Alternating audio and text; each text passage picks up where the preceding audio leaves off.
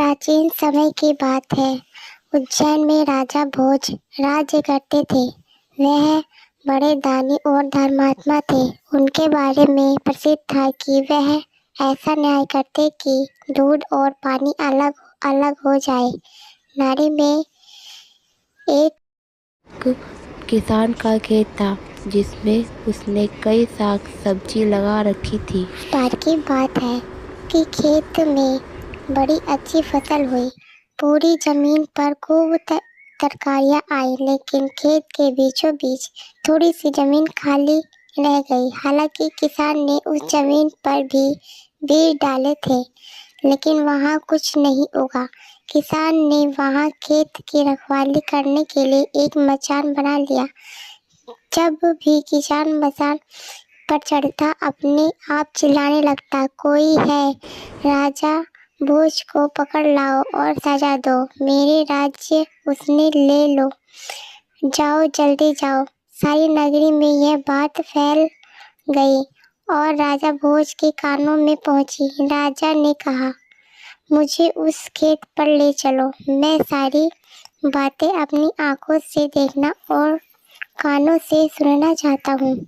राजा भोज उस जगह पहुंचे तो उन्होंने भी देखा कि किसान मचान पर खड़ा है और कह रहा है, राजा भोज को फौरन पकड़ लाओ और मेरे राज्य उससे ले लो।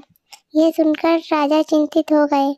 चुपचाप महल में लौट आए। उन्होंने रात भर नींद नहीं आई। सवेरे होते ही उन्होंने राज्य के ज्योतिषियों और जानकार पंडितों को इकट्ठा किया। उन्होंने अपनी गोपनीय विद्या से पता लगाया कि उस मचान के नीचे कुछ राजा ने उसी समय आज्ञा दी कि उस जगह को खुदवाया निकल गई तो अचानक एक सिंहासन प्रकट हुआ। सिंहासन के चारों ओर 8-8 पुतलियां यानी कुल 32 पुतलियां खड़ी थी। सबके अचरज का ठिकाना न रहा। राजा को खबर मिली तो सिंहासन को बाहर निकालने को कहा, लेकिन कई मजदूरों के जोर लगाने पर भी वह सिंहासन टस से मस न हुआ। तब एक पंडित ने कहा, यह सिंहासन देवताओं का बनाया हुआ है, अपनी जगह से तब तक नहीं हटेगा जब तक कि राजा स्वयं इसकी पूजा अर्चना ना करे। राजा ने ऐसा ही किया। पूजा अर्चना करते ही सिंहासन ऐसे ऊपर उठ आया मानो फूल का हो। राजा बड़े खुश हुए। सिंहासन में कई तरह के रत्न जड़े थे, जिनकी चमक अनूठी थी। सिंहासन के चारों ओर 32 पुतलियां बनी थी। उनके हाथों में कमल का एक पुष्प था।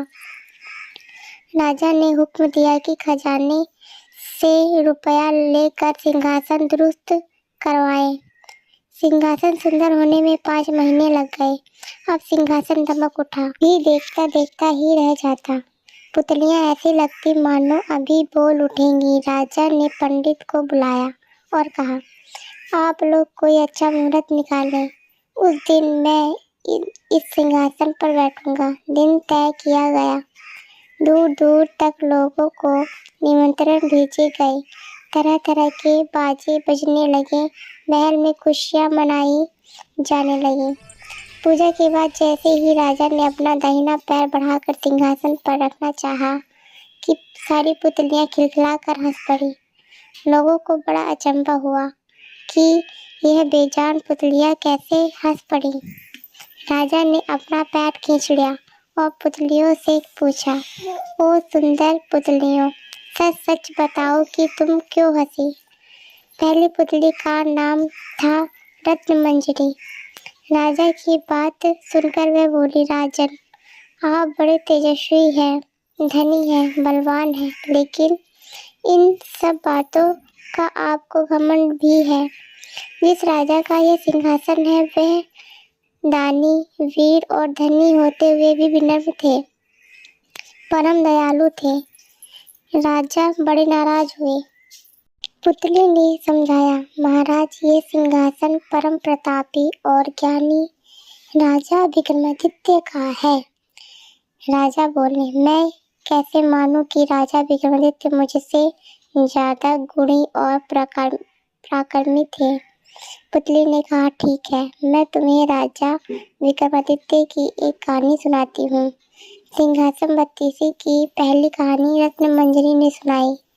30 पुतलियों में पहली पुतली का नाम रत्नमंजरी, दूसरी का चित्रलेखा, तीसरी चंद्रकला, चौथी काम कंदला, पांचवी लीलावती, छठी रवि प्रभा, कौमुदनी, पुष्पवती, मधुमालती, प्रभावती, त्रिलोचना, पद्मावती, कीर्तिमती, सुनैना, सुंदरवती, सत्यवती, विद्यावती, तारावती, रूपरेखा, ज्ञानवती, चंद्रज्योति, अनुरोधवती, धर्मवती, करुणावती, त्रिनेत्री, मृगनयनी, मलयवती, वदेही, मानवती, जयलक्ष्मी, कौशल्या रानी, रूपवती थे।